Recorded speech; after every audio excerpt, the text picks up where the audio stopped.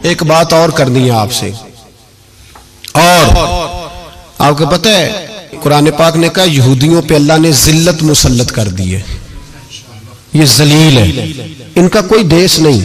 ये जहां इन्होंने कब्जा किया हुआ ना फलस्तीन में, ये कब्जे की जगह है और एक मुट्ठी भर मुल्क है, शायद 60-70 लाख आबादी हो इसराइल की। अगर अमेरिका इसकी मदद ना करे तो इसराइल कायम नहीं रह सकता।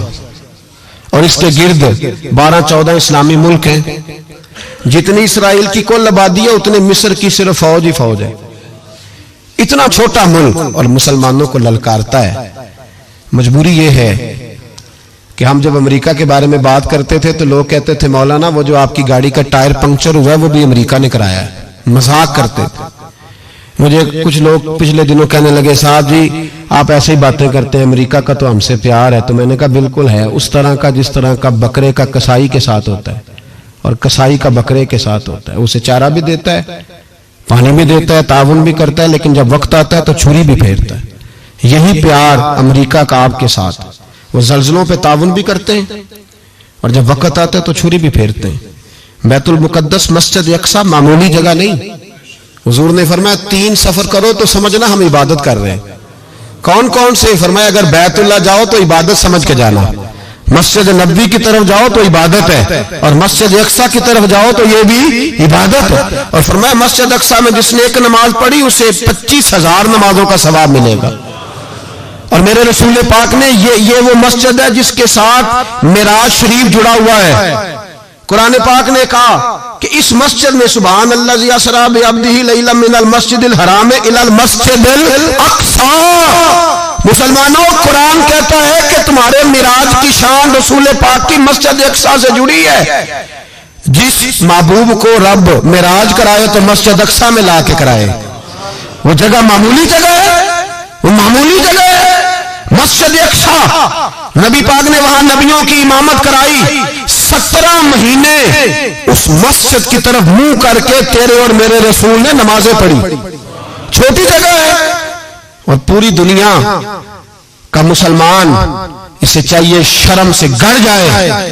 एक अमेरिका का सदर बोल के कहता है कि इसराइल को इजाजत है उसे दारुल हुकूमत बनाए, और मुसलमान हुक्मरान बयान दे रहे हैं जालिमों लुटेरो, तुम अपनी अपनी सियासतें चमकाने के लिए पहले एक दूसरे को गालियां देते हो, फिर इकट्ठे बैठ जाते हो नंबरिंग करने के लिए। तुम दीन के इस मसले में सारे इकट्ठे क्यों नहीं बैठे? सारे पाकिस्तान के सियासतदानों को, उलमा और मशाइख को चाहिए था एक पेज पे इकट्ठे होते, इकट्ठे बैठ के एक बयान ही दे देते, एक बात ही कर देते। फिर मेरा सलूट है तुर्की के सदर को, फिर मेरा सलूट है तुर्की के सदर को। उसने बहुत अरसा पहले कहा था मस्जिद अक्सा मेरी ख्वाब में आई थी और रो के कहती थी आए मुझे कोई सलाहुद्दीन अय्यूबी का मानने वाला, कोई आए मुझे बचाए। कहते मेरी ख्वाब में आई थी और रोती थी, कहती थी कोई आए। और एक शायर ने कहा मस्जिद अक्सा नबी पाक को भी बुलाती है, कहती है एक बार फिर तैबा फलस्तीन में आ, रास्ता देखती है फिर मस्जिद अक्सा तेरा, एक बार फिर से तैबा से फलस्तीन में आ, रास्ता देखती है फिर मस्जिद अक्सा तेरा। कोई बोला नहीं इतना मुकद्दस मकाम, छोटे छोटे बयान, और कहीं इकट्ठे हो जाओ, मैं बताता हूं तुम्हें मसले का हाल क्या है। मैं बताता, 2 काम करो। एक काम वो करो जो हजरत सलमान फारसी ने किया था। सुनो सुनो हाल सुनो मसले का। मैं छोटा आदमी हूं पर हाल सुनो मसले का। जिंदगी में एक काम मुसलमान कर ले, जट बन के, भट्ट बन के, अराई बन के, पाकिस्तानी, मिस्री, सऊदी बन के बड़ा जी लिया। एक काम वो करे जो हजरत सलमान ने किया था। जब एक काफिर ने पूछा आपका नाम क्या है तो फरमाया मेरा नाम इस्लाम है। बोलिए सारे मेरा नाम। कहा तुम्हारे बाप का नाम? फरमाया इस्लाम। दादा का नाम? का इस्लाम। परदादा का नाम? बाजू तेरा तौहीद की कुव्वत से कवी है, इस्लाम तेरा देश है तो मुस्तफवी है। एक काम वो करो जो हजरत सलमान ने किया था। काफिर जब पूछे तो कहो हम सारे इस्लाम हैं। हम सारे क्या हैं? हम पहले मुसलमान हैं, बाकी बाद में कुछ और चीज। दूसरा काम वो करो जो हजरत अमीर मुआविया ने किया था। सुन लो ये हाल है इस मसले का। सुनो, हजरत मौला अली शेर खुदा रज़ी अल्लाह ताला अन्हु और जनाबे अमीर मुआविया की जंग हो रही थी, लड़ाइयां हो रही थी, इख्तलाफात थे, फौजें बैठी थी।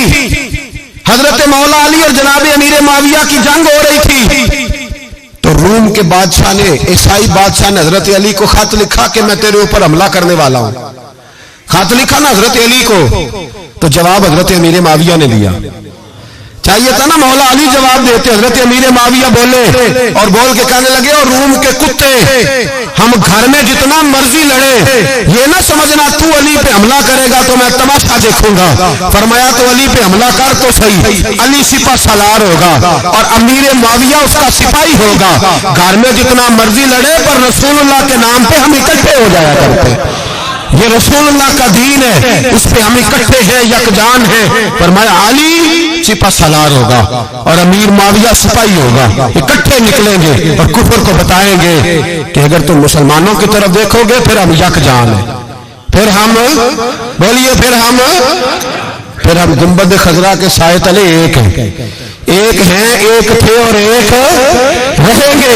इसलिए ये दो काम अगर मुसलमान करे, दो काम ठीक है, इख्तलाफ हो गए, बड़ा कुछ हो गया, लेकिन उनसे कहें कि जब तुम आओगे तो फिर हमें लहदा नहीं पाओगे, फिर हमें तुम इकट्ठे पाओगे, इकट्ठे मैदान में निकलेंगे। और कोई इतनी लंबी चौड़ी बात नहीं, मैं क्या करूं, मेरा तो आइडियल बनता जा रहा है तैयब उर्दगान।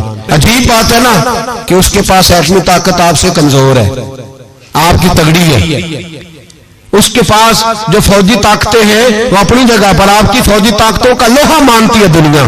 लेकिन फिर मुझे कहने दो ना, मैदान में बंदा एटमी ताकत से नहीं लड़ता, ईमान की कुव्वत से लड़ता है। और बोल उठा है ना, क्या कर लिया उसने अपनी पार्लियामेंट से खिताब किया है, मुतालबा है, उलमा से गुजारिश है, मशाइख से गुजारिश है, हर मकतबा फिक्र के आदमी से गुजारिश है, उलमा और सियासतदानों से अपील है कि पार्लियामेंट का मुश्तरका इजलास बुलाएं, मुश्तरका, उसमें हर सियासी जमात का लीडर बैठे और इकट्ठे बैठ के उनको ये मैसेज दे कि बाजू तेरा तौहीद की कुव्वत से कवी है, इस्लाम तेरा देश है, तू मुस्तफी। और उनको बताएं कि हजारों कौमें वजूद में आई, दहर में खुश्क तर के रिश्ते से हमने बुनियाद दोस्ती रखी, याद खैरुल बशर के रिश्ते से।